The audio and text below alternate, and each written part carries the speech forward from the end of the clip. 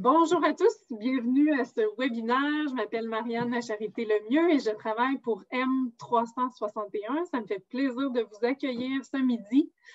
À M361, donc on est l'organisme qui se spécialise dans l'idéation et la réalisation de projets sociaux d'envergure et dans l'optimisation de programmes gouvernementaux. Si vous voulez avoir une idée, une vue d'ensemble de tous les projets à impact social que l'on mène à M361, je vous invite à visiter le m361.ca. Parmi les beaux projets que M361 mène, il y a bien sûr le beau projet 100 degrés, donc la communauté en pleine ébullition qui amplifie vos projets en santé des collectivités.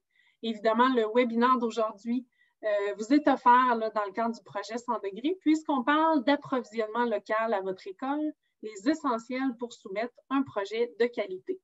Donc, il y a un appel de projet actuellement à l'intérieur de 100 degrés. L'appel de projet se nomme « Alimenter nos élèves, plus d'aliments sains, frais et locaux au menu des écoles ».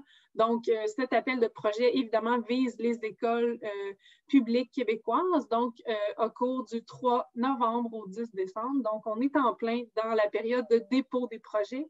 Le webinaire d'aujourd'hui vise justement à répondre à vos questions sur le processus de dépôt de projet, mais évidemment de couvrir donc les clés de succès, les facteurs de succès en matière d'approvisionnement local.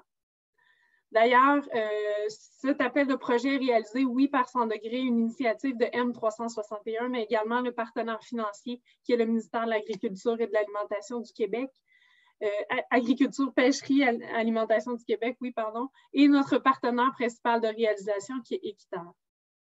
Je vous présente Muriel Vrins dans quelques secondes, mais juste avant, je veux juste vous rappeler le contexte de cet appel de projet. Donc, je vous mentionnais, pour soutenir la mise en œuvre, que ce soit de comptoirs à salade, d'offres de collations santé, de bonification de menus cafétéria, bref, tout projet qui a pour but d'offrir davantage d'aliments sains, frais et locaux au menu des élèves dans toutes les écoles québécoises.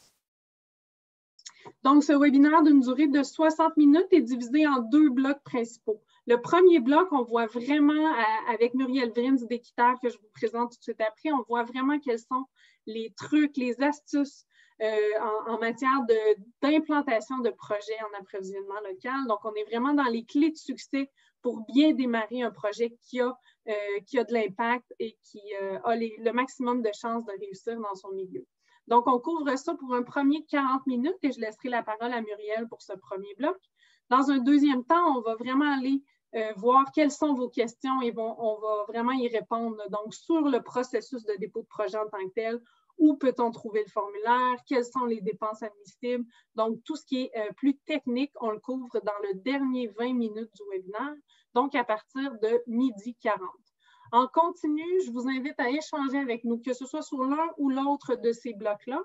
Moi, j'aurai les yeux rivés sur le clavardage tout au long du webinaire. Donc, je suis vraiment là, présente pour modérer soit le temps ou également échanger avec vous dans le clavardage. Donc, il est normal actuellement que vous n'ayez pas accès à votre micro ni à votre caméra puisque nous sommes trop nombreux. Donc, il est possible d'interagir avec nous par écrit seulement. Donc, vous les connaissez probablement, là, les deux outils Zoom privilégiés. Donc, tout en bas de votre écran, vous avez conversé, vous avez également le questions et réponses. Je vous invite à explorer les deux et d'y aller de votre préférence. J'aurai les yeux rivés sur ces deux outils-là et je pourrai soit vous répondre par écrit ou garder votre question pour l'un ou l'autre de ces blocs et l'acheminer à nos animateurs. Donc, pour le bloc 1, je vous mentionnais que notre animatrice sera Muriel Vrins, qui est à l'écran actuellement, mais également mon collègue Steve Letinville de M361, que je vous présenterai un petit peu plus tard, puisque c'est lui qui répondra à vos questions pour le bloc 2. Donc, vraiment le bloc questions et réponses sur les aspects plus techniques du dépôt de projet. Donc, sans plus tarder, on rentre vraiment dans ce premier bloc, donc défis et astuces. Quelles sont les clés de succès pour mettre en œuvre un projet d'approvisionnement local? Et qui de mieux que Muriel Vrins, donc gestionnaire de programme en alimentation institutionnelle à Équiterre, pour nous présenter ce premier beau bloc de contenu. Donc, c'est un plaisir de l'avoir avec nous, une chance également qu'elle soit notre partenaire de réalisation pour cet appel de projet. Alors, Muriel, je te laisse la parole. Merci Marianne. Bonjour à tous. Donc peut-être avant de commencer, vous parler un petit peu du mouvement de la ferme à l'école, puis un peu du contexte de la présence justement d'Équiterre dans ce mouvement-là, puis aussi dans le lien avec l'appel de projet avec M361. Donc depuis plusieurs années, Équiterre coordonne puis déploie vraiment le mouvement de la ferme à l'école au Québec. On a d'ailleurs participé à la création de l'organisation de la ferme à la cafétéria Canada qui date de 2011. C'est vraiment cette organisation-là pan-canadienne qui a vraiment initié là, le mouvement de la ferme à l'école à travers le pays et qui a pu également depuis plusieurs années accorder différentes bourses à des écoles à travers le pays. Équiterre, on agit en tant vraiment que coordonnateur provincial de la ferme à l'école au Québec. C'est-à-dire qu'on appuie vraiment là, le déploiement des bourses pour la mise en place de bars à salade, de comptoirs à salade dans des écoles au Québec. Puis on a vraiment développé là, une expertise en accompagnement puis en formation d'école pour ce type de projet-là.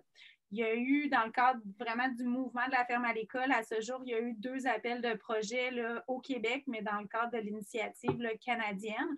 Puis c'est un total là, pour l'instant de 14 écoles là, qui ont déployé des projets, soit par le passé ou qui sont en cours en ce moment. Donc, vraiment, le rôle d'Équiterre là-dedans, c'est vraiment en raison de cette expertise-là qu'on a développée depuis plusieurs années que maintenant, on travaille justement avec M361 et le MAPAC dans le cadre de cet appel de projet-là. On est justement partenaire de réalisation en offrant une expertise dans le domaine et la promotion de la saine alimentation, donc une alimentation saine, locale, éco-responsable, pour accompagner Time 361, mais également les écoles dans le cadre de l'appel de projet, puis aussi les écoles qui seront sélectionnées à la suite de l'appel de projet. Il y a tout un travail là, justement d'accompagner les écoles pour la réalisation des projets. Donc, notre équipe va en effet accompagner les écoles qui recevront les bourses à la suite de la sélection de l'appel de projet à différentes étapes de leur projet, c'est-à-dire le démarrage, la consolidation et la pérennisation. Puis, ça va se faire justement à travers différentes méthodes, donc que ce soit des formations, des ateliers ou activités de transfert de connaissances, un soutien personnalisé et également un guide de mise en œuvre qui va être, dans le fond, distribué au moment justement de la sélection des projets en février. Voilà. Comme Marianne l'a présenté, l'objectif du webinaire aujourd'hui, c'était vraiment de prendre, on a décidé de choisir dans le fond 2 défis, 2 grands défis, mais de travailler vraiment en amont, peut-être plus sur vraiment toute l'organisation puis l'orchestration de projets. Donc, on ne rentrera pas nécessairement dans les fins détails au niveau de l'approvisionnement local, mais plutôt dans vraiment comment on pense et on réfléchit un projet dès le départ. On a jugé que c'était vraiment intéressant d'y aller avec des défis qui étaient assez communs, puis ensuite d'aborder des solutions, des astuces, comment pouvoir, dans le fond, les relever. Donc, le premier défi, ça va être vraiment sur la question de l'équipe qui soutient le projet. Puis, la deuxième défi va davantage aborder l'enjeu de la multiplication des petits sans nécessairement avoir une vision globale. Puis, à chacun de ces défis-là, on va présenter différentes astuces. Donc, si on prend le premier défi, en fait, vraiment, là, le premier défi, puis tu peux avancer juste un petit peu plus loin, Marianne, dans le fond, c'est de penser que de nombreux projets peuvent être menés par une seule personne qui est souvent très enthousiaste et inspirée, qu'on appelle souvent, dans le fond, un superman ou une superwoman. C'est sûr que ça peut être très motivant de voir un ou une leader du projet, mais c'est une situation qui est parfois souvent aussi à l'origine de ce qu'on appelle le syndrome de la super ressource. C'est une situation dans laquelle une personne devient en charge de la coordination du projet, mais dans sa totalité. Or, si on veut qu'un projet soit vraiment durable, qu'il s'étende sur plusieurs années en incluant plusieurs partenaires, bien, c'est sûr que ça devient à ce moment-là un petit peu plus problématique. Ça va imposer, ça va demander dans le fond une charge de travail assez importante pour une même personne, puis pas seulement juste pour le lancement du projet, parce que dans le fond, tout repose sur les épaules de cette personne-là. Donc, dans cette situation-là, la consolidation puis la pérennisation du projet dépend dans le fond de cette personne qui souvent, la plupart du temps, en a dans le fond beaucoup trop. Puis d'où ce défi prend-il racine? Bien, évidemment, je veux dire, je pense qu'on s'y retrouve souvent. Je pense que c'est un défi qui est assez courant et assez commun, puis c'est pas volontaire. Souvent, c'est par manque de temps, c'est par manque de ressources humaines. Les projets en alimentation saine, durable, dans les milieux scolaires sont aussi liés avec des convictions profondes que certaines personnes ont. Donc, c'est vraiment ces personnes-là qui amènent les projets, les différents projets. Puis, c'est pourquoi des fois, c'est difficile de laisser le projet puis de le passer à d'autres personnes parce qu'il est lié des fois avec des valeurs, avec des convictions qu'on a. Évidemment, bien, quels sont les risques qui sont liés à cette situation-là? Bien, d'abord, c'est de ne pas réussir à concrétiser tout, en fait, en concrétisant premièrement les partenariats pour de multiples raisons, parce que justement, on manque de temps pour faire les démarches de recherche ou pour entériner des ententes ou un manque d'expertise ou d'idées de partenariat. Il est difficile de posséder une expertise et des contacts à la fois en approvisionnement, en agriculture, en agronomie, en gestion de projet, en expérience culinaire. Donc, sans partenariat, la personne responsable, elle devient dans le fond encore plus seule. Le second risque, c'est vraiment de mettre en place un projet non documenté, c'est-à-dire que sans document de base pour que d'autres personnes puissent vraiment comprendre le projet sans devoir passer par le ou la responsable. Donc, si celui-ci ou celle-ci n'a pas le temps justement d'informer les collaborateurs, le projet est vraiment sans référence puis il n'est pas non plus fonctionnel à long terme.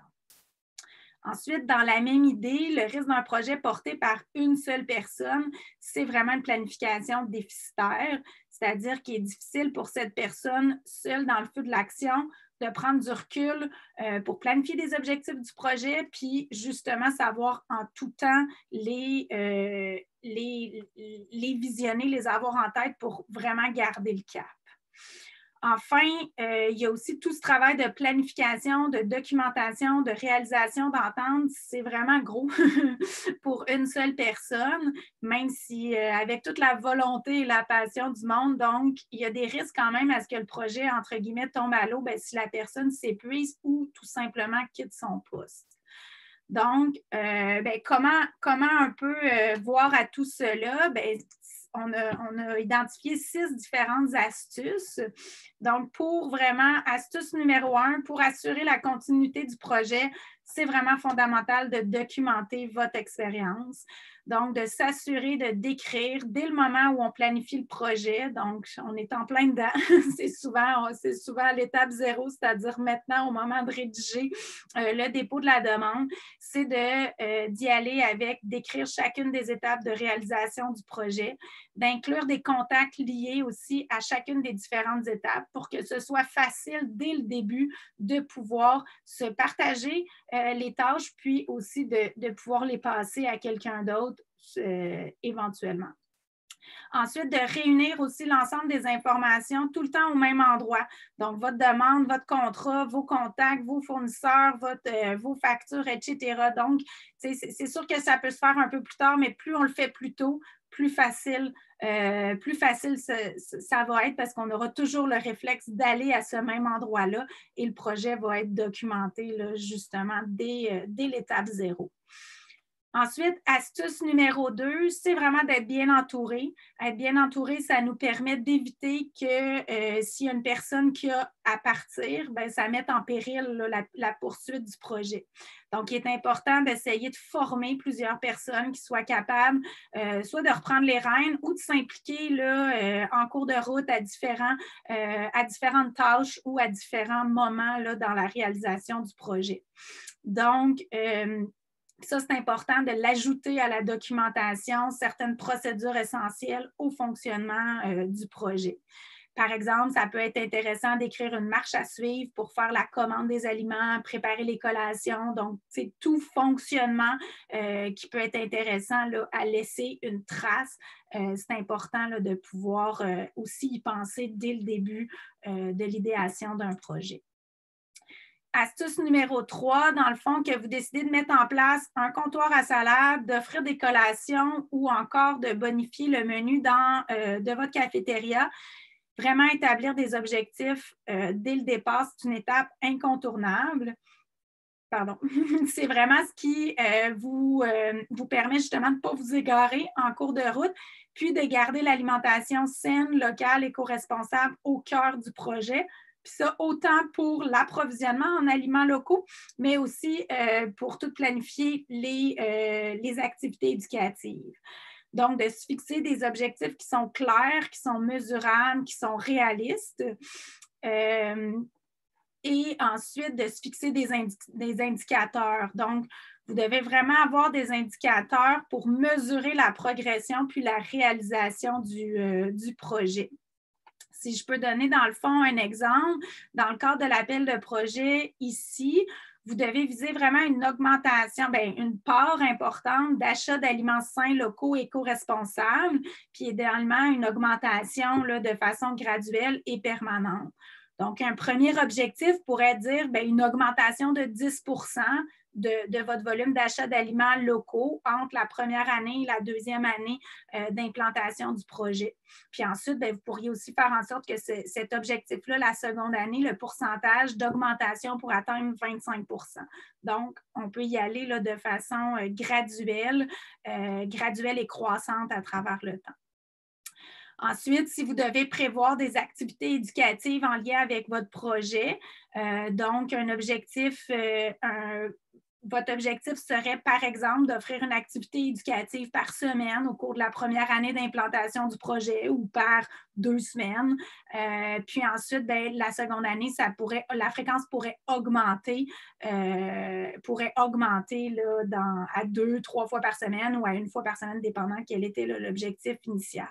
Donc, votre indicateur serait vraiment là, le nombre d'activités éducatives offertes par semaine dans votre école. Ensuite, astuce numéro 4, de constituer une équipe solide. C'est vraiment une clé de réussite là, très, très importante pour votre projet en matière d'approvisionnement local. Quelques clés, dans le fond, c'est de s'entourer de personnes qui ont des expertises pertinentes et surtout complémentaires.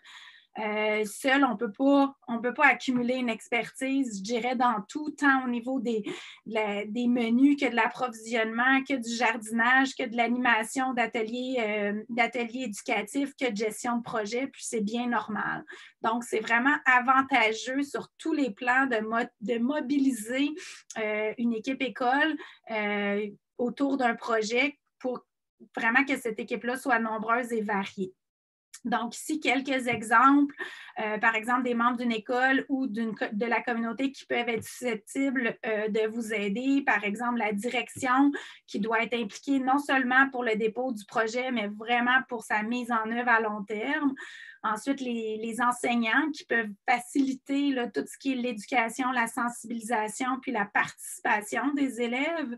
L'équipe du service de garde qui peut vraiment aider là, soit à la mise en œuvre au moment soit des collations ou du dîner du service là, alimentaire, ou aussi ça peut être à l'organisation d'autres activités éducatives, de jardinage, de sorties. Là où la responsable du service alimentaire, puisqu'évidemment, le projet doit vraiment être inclus et cohérent avec l'offre alimentaire déjà existante, si justement elle est déjà existante dans votre école. et évidemment les parents qui ont aussi un bassin d'expertise diversifié, qui peuvent aussi offrir tant du temps, du matériel, ou différents organismes communautaires aussi dans votre région.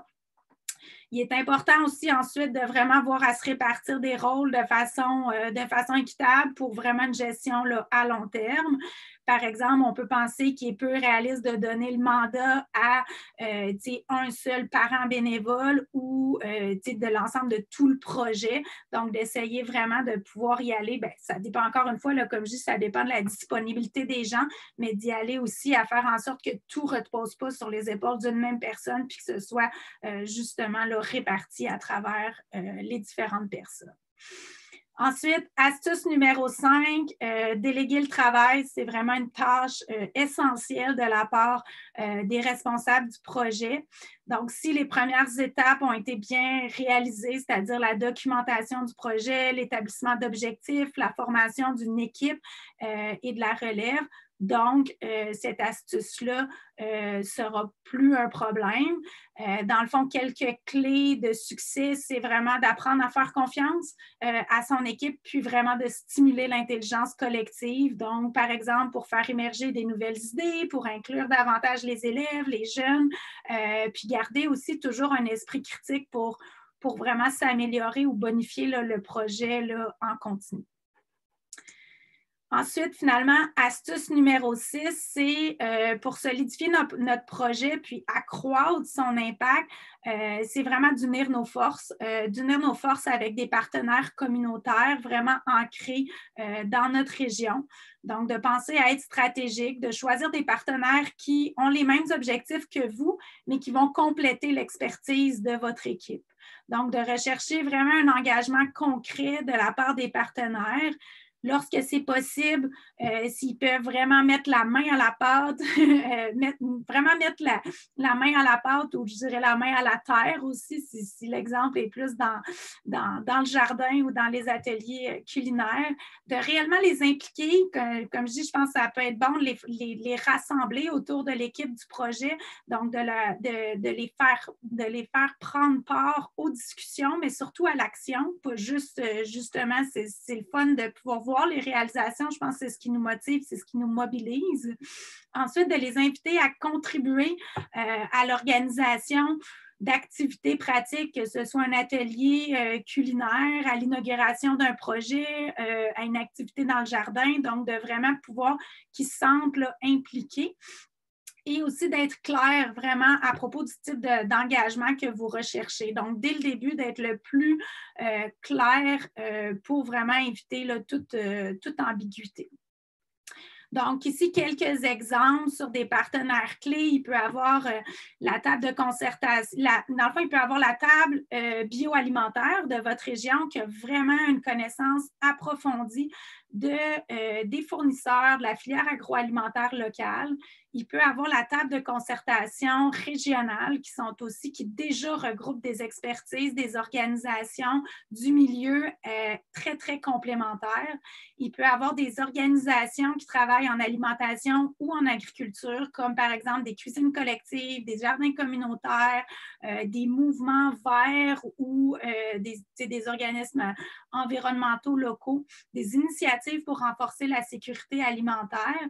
Donc, ces organisations-là peuvent vraiment offrir des services conseils à différents moments là, de votre projet.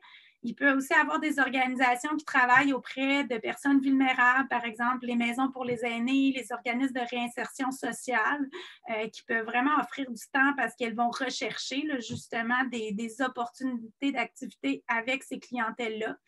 Une autre ressource vraiment clé, puis on l'a vu dans la concrétisation, la mise en œuvre de beaucoup de projets, c'est les nutritionnistes. Il existe des nutritionnistes en poste au sein des différentes commissions scolaires, au sein des directions de santé publique, au sein aussi des CIS et des CIUS, donc des centres intégrés de services de santé et de services sociaux, des organisations pour la promotion des saines habitudes de vie.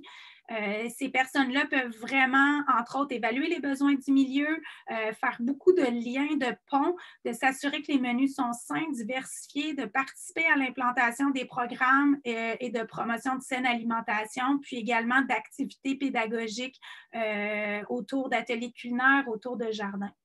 Et finalement, les producteurs, c'est sûr que des fois, c'est une contrainte aussi. Ils ont aussi une contrainte de temps. Je pense qu'on en a tous, mais je pense vraiment l'implication aussi des producteurs, des productrices. C'est vraiment intéressant pour assurer la continuité de l'approvisionnement alimentaire. Ils peuvent offrir des conseils tant pour la culture des aliments, mais aussi pour qu'est-ce qu'on peut retrouver quand, donc les moments d'approvisionnement durant l'année. Puis ils peuvent vraiment être des soutiens là, à long terme pour votre projet. Donc, pour vraiment, ça, c'était vraiment le premier défi avec ces 6 astuces et éléments clés. Avant de rentrer là, dans le deuxième défi, peut-être je laisserai la parole à Marianne pour voir s'il y a différentes questions, moment d'échange. Oui, merci Muriel, c'était très clair. On n'a pas reçu de questions dans le clavardage pour l'instant, mis à part quelques questions techniques là, que mon collègue Steve s'est permis de répondre donc, au fur et à mesure. Je me permettrai donc de te poser une question puis je vous invite dans le clavardage à vraiment y aller de vos questions pour Muriel. Je me permettrai, Muriel, de t'acheminer une question qu'on a reçue avant le webinaire, donc qui concerne justement ces partenaires desquels il faut s'allier, donc notamment les producteurs. Il est question, donc, dans la question qu'on a reçue, quel serait ton conseil pour s'assurer de la pérennité d'un partenariat avec des entreprises agroalimentaires locales? Donc, sachant que celles-ci dépendent notamment de facteurs incontrôlables comme le rendement, la température, la météo. Et à ce sujet-là, on a reçu beaucoup de questions qui concernent toute la période hivernale, comment maintenir ce partenariat-là toute l'année, donc même l'hiver, avec des producteurs, productrices locales. Oui, bien, en fait, c'est une bonne question. Puis, tu sais, en même temps, il n'y a pas de réponse magique dans le sens que l'hiver est l'hiver au Québec. Mais je pense que c'est bon de leur penser différemment dans le sens que de plus en plus, il y a un grand nombre. Bien, premièrement, il y a beaucoup de denrées, de produits, de fruits et légumes qui se conservent sur une très longue partie de l'année. Tu sais, tout ce qui est des légumes racines, puis même, il y a de plus en plus de différentes cultures en serre qu'on fait durant l'hiver, surtout des cultures qui nécessitent un apport d'énergie beaucoup moindre, comme par exemple des épinards, des laitues. Donc, il y a de plus en plus de producteurs qui ont développé ça. Puis ensuite, sinon, au niveau de l'entreposage, il y a des producteurs qui sont maintenant ouverts à l'année et qui continuent ce système-là de distribution-là ou de disponibilité.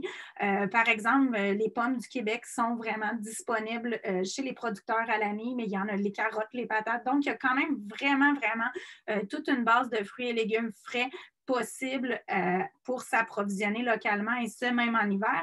Puis ensuite, c'est de penser à tout ce qui est aliments transformés, préparés. Puis là, je ne fais pas référence à l'ultra transformé, je fais vraiment référence à la première transformation, c'est-à-dire il peut avoir des fruits et légumes cannés, donc transformés en sauce. Il peut avoir des légumineuses, il peut avoir des fruits et légumes mis sur conserve, il peut avoir des fruits et légumes congelés. Puis ça, il y en a beaucoup qui sont locaux. Donc, des fois, on n'a pas ce réflexe-là, on ne pense pas, mais un grand nombre de nos fruits et légumes ou de différentes zones denrées, des légumineuses, par exemple, qui sont cannées, sont québécoises et cannées ou surgelées, là, dépendant. Donc, ça, c'est un approvisionnement aussi très important qui peut avoir là, lieu toute l'année. Parfait, merci Muriel. Donc, je n'ai pas d'autres questions pour l'instant et de celles que j'ai reçues avant le webinaire, il y en a beaucoup qui concernent justement le partage des rôles et responsabilités entre les membres de l'équipe école pour s'assurer de la viabilité du projet. Donc, je te laisserai poursuivre puisque je pense que tes prochaines astuces donneront quelques clés pour y répondre. Puis, n'hésitez pas entre-temps à clavarder avec nous pour d'autres questions. On a un deuxième bloc tout de suite après ce deuxième défi que Muriel nous présente. Oui, mais en fait, pour le deuxième défi, on a décidé de se pencher sur une situation où là, on a vraiment notre équipe, on a vraiment notre équipe école qui sont là, qui sont motivés, sont enthousiastes. On a plein d'idées, on a plein d'ambitions, on est passionnés. Mais des fois, dans le fond, on a de la misère à les rassembler sur un tout puis de les voir à long terme. Donc, le résultat, c'est d'avoir justement une multitude de petits projets ou de petits projets satellites, mais qui ne sont pas nécessairement, qui sont extrêmement pertinents, qui sont extrêmement intéressants, mais qui ne sont pas nécessairement liés entre eux par une vision globale ou un projet global. Puis c'est sûr que c'est tout à fait normal, c'est tout à fait réaliste. Parfois, justement, on met quelque chose en place parce qu'on a une opportunité là, il y a une personne qui a cette expertise-là, il y a un financement qui est disponible, puis on développe cet aspect-là. Mais ça peut juste être bon, des fois, de tout de suite, dès qu'on met en place un petit morceau, d'essayer de penser tout de suite à l'ensemble du casse-tête. Puis vraiment, là, vraiment les racines, dans le fond, de ce défi-là, parfois, c'est ça, c'est qu'on a vraiment plein d'idées, puis on va chercher les opportunités qui s'offrent à nous, mais on n'a pas toujours là, la facilité de pouvoir planifier à long terme ses ambitions. Puis ensuite aussi la difficulté des fois de rassembler les forces vives ensemble, parce que quand on développe quelque chose, un petit projet, bien, on va chercher l'expertise juste autour de celle-là.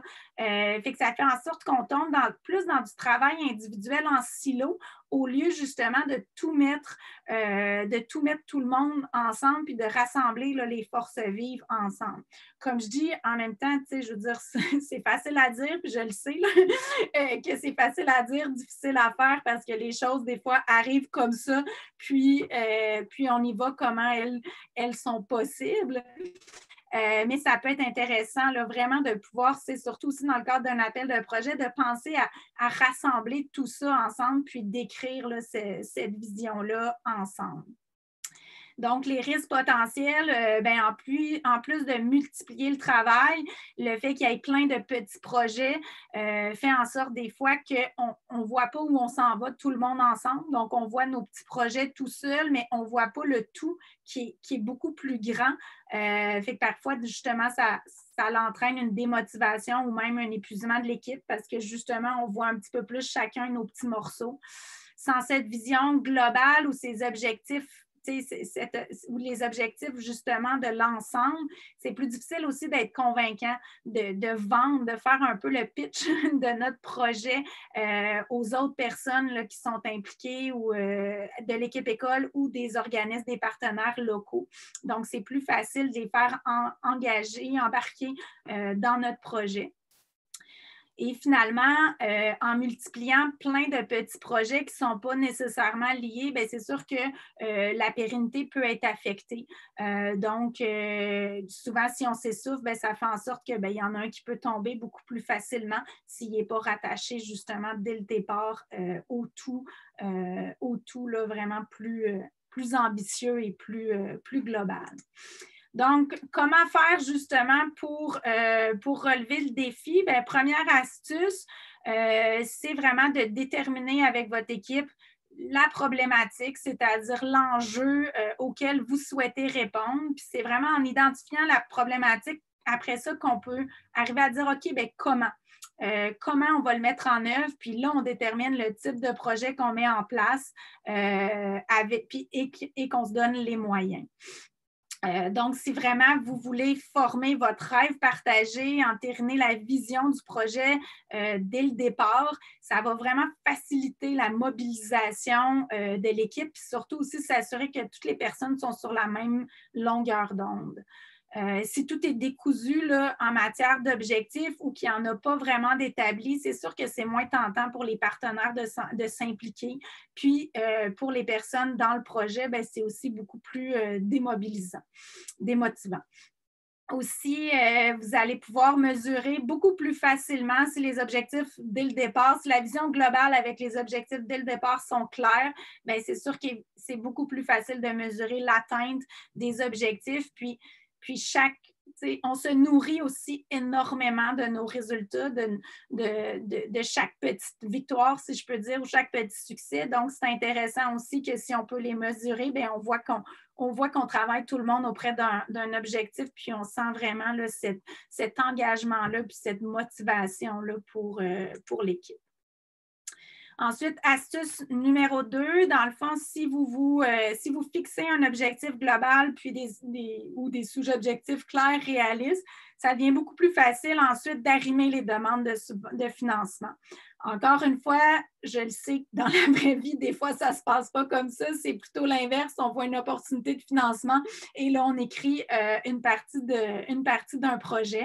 Et c'est tout à fait, je veux dire, c'est tout à fait normal aussi parce que, comme on dit, des fois, on peut penser le projet, puis si les financements n'arrivent pas, bien, les opportunités de financement, bien, on n'est pas plus avancé. Mais vraiment, là, de pouvoir y réfléchir dans son objet global, puis de savoir, bien, telle demande, tel partenaire peut venir supporter, financer ce bout-là, tel autre peut le faire, bien, ça va nous permettre de gagner du temps, puis aussi de gagner là, vraiment de l'énergie pour vraiment garder le cap tout au long là, de notre projet.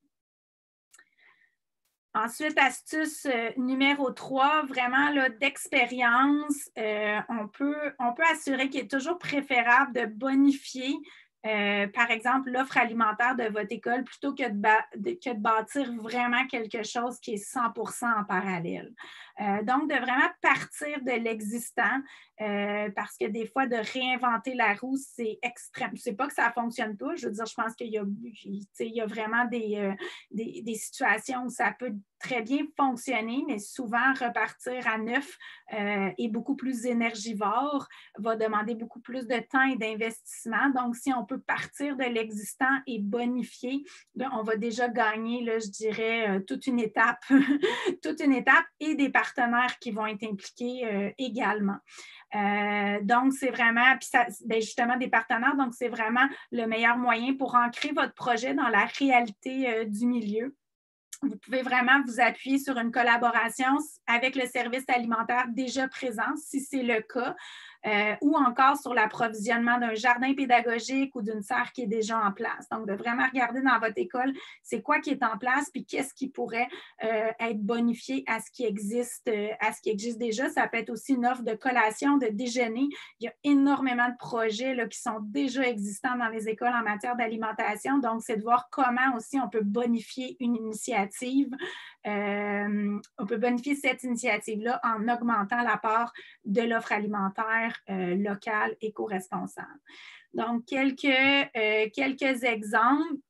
Si, par exemple, votre école est située en milieu défavorisé puis que vous souhaitez privilégier un accès aux aliments frais locaux pour tous les élèves, bien, il est judicieux justement de prévoir des mesures qui pourraient permettre aux élèves, par exemple, moins nantis, de manger à la cafétéria ou d'améliorer l'accessibilité à un système de collation. Un autre exemple, c'est si votre école travaille déjà avec un service alimentaire, le comptoir à salade peut vraiment être une option pour venir augmenter la part d'aliments locaux et éco-responsables dans votre école. On a travaillé avec certaines écoles qui justement avaient déjà un service alimentaire et c'est ce qui a été développé, une collaboration avec le service alimentaire qui a vraiment coopéré pour augmenter la part d'aliments sains locaux servis au menu à travers l'offre d'un comptoir de bar à salade ou à travers la bonification des aliments locaux au menu. Maria, je me permets de t'interrompre parce qu'entre-temps, on a reçu énormément de questions, notamment par rapport à ce que tu mentionnes, donc de vraiment bâtir le projet sur ce qui existe déjà. Dans le cas où l'idée viendrait, par exemple, des parents, ou vraiment serait initiée par une équipe de parents, quels conseils aurais-tu pour vraiment stimuler l'engagement de l'équipe école sur cette idée-là qui vient des parents? Bien, en fait, c'est tout à fait, puis c'est vraiment intéressant. Dans le fond, c'est vraiment d'aller voir dans son dans le milieu de son école, qu'est-ce qui est déjà en place? Est-ce qu'il y a déjà un service alimentaire qui est en place? S'il n'y en a pas, est-ce qu'il y a déjà des initiatives autour de l'alimentation qui sont en place, c'est-à-dire des collations, un jardin, une offre là, de collations ou de différentes activités culinaires, activités éducatives, et c'est de pouvoir peut-être aller s'y greffer, tu sais. Donc, je suis convaincue que dans chacune des écoles, il y a peut-être une porte d'entrée comme ça, c'est de la trouver. Là. Je sais que c'est pas, encore une fois, c'est pas toujours facile, mais c'est de trouver, dans le fond, la porte d'entrée pour pouvoir aller là, présenter son idée, puis vraiment de mobiliser l'équipe école autour de ça.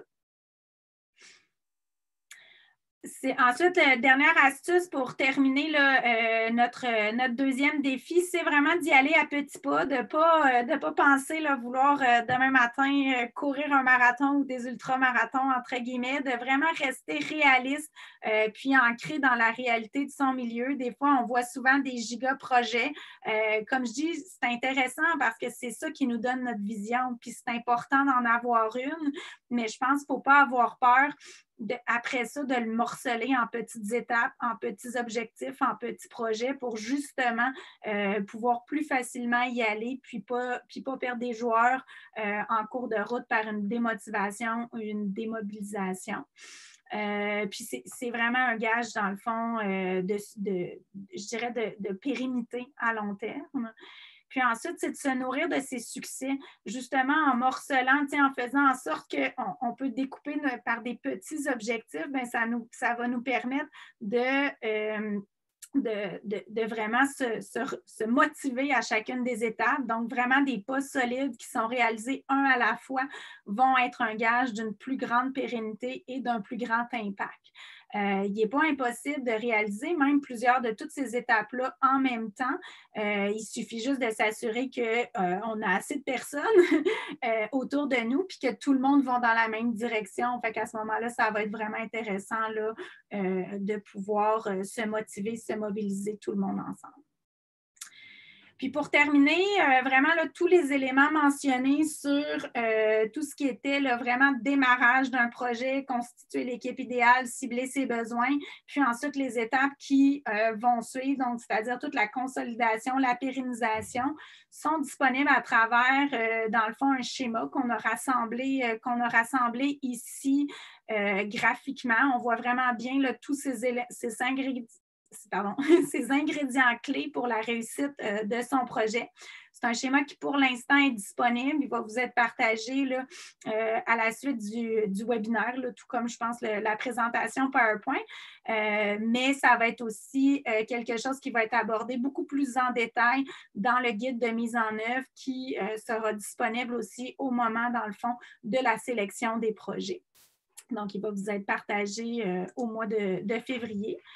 Puis ensuite, vraiment, là, finalement, on voulait vous laisser aussi sur quelques trucs, certaines ressources là, pour vraiment augmenter notre approvisionnement alimentaire local, éco-responsable en milieu scolaire. On a créé une fiche pratique, donc la recette clé pour un approvisionnement alimentaire local, éco-responsable dans le milieu scolaire. La fiche complète est disponible en ligne au lien suivant. Pour vraiment passer à travers la fiche, on a un webinaire qui est également, qui a été diffusé au mois d'octobre, mais qui est justement possible de suivre en ligne au lien aussi indiqué là, dans la diapositive. Et aussi à travers là, justement la communauté 100 degrés, on a rédigé là, un article qui vraiment donne le secret du succès de l'approvisionnement local en donnant l'exemple de 3 écoles au Québec. Donc, voilà, je pense que sur ce, je laisserai là, la parole à Marianne, Steve, là, pour embarquer là, plus dans les questions. Un grand merci, Muriel. Je me permettrai peut-être une dernière question avant de passer sur le bloc un peu plus technique avec Steve. Donc, tu as nommé plusieurs exemples. On est très préoccupé donc par le contexte pandémique, évidemment, une certaine surcharge des équipes écoles, des producteurs qui peut-être pourraient être désengagés. Quel serait ton conseil? Je sais que tu es très proche du terrain actuellement. Je sais que tu vois qu'il est possible de mettre en place des projets d'approvisionnement local dans les écoles, même dans le contexte pandémique. Donc, j'imagine que les exemples sur lesquels tu t'appuyais tiennent aussi compte de ce contexte-là. Aurais-tu un mot ou deux à dire là-dessus? Bien, c'est sûr que oui, le contexte pandémique est là. D'ailleurs, il y a 2 semaines, on a aussi abordé la question là, beaucoup plus pointue au niveau vraiment de toutes les mesures d'hygiène et de salubrité à mettre en place dans le contexte actuel. Donc, non, ce n'est pas impossible. Il y a des choses à justement avoir en considération. Puis, c'est pour ça aussi qu'on a abordé l'ensemble de ces mesures-là dans un autre webinaire il y a 2 semaines. Mais, tu sais, puis je pense que pour aborder l'autre aspect, de dire, en effet, là, il y a énormément de choses, je pense, sur les épaules des gens en milieu scolaire en ce moment. Puis, mais je dirais que des projets comme ça sont aussi extrêmement nourrissants. Ça nous permet vraiment de pouvoir aller de l'avant, de pouvoir aller vers d'autres choses. C'est important de penser que là, on est dans un moment de dépôt de projet. Il y aura sélection. Les projets vont être sélectionnés en février avec vraiment le démarrage à partir du mois de mars. Mais il ne faut pas le voir comme juste en ce moment. C'est même les écoles sélectionnées ont vraiment jusqu'en février 2022. Donc, c'est de le voir peut-être à long terme, de voir que oui, il faut l'écrire en ce moment quand peut-être les gens sont moins occupés, ont moins la tête à ça, mais au contraire, je pense que ça peut être vraiment, vraiment, vraiment des opportunités rassembleuses, des opportunités qui vont nous propulser là, dans l'action positive à plus long terme. Parce qu'on le souhaite que ça va évoluer. Effectivement. Donc, un grand merci, Muriel. Là-dessus, je suis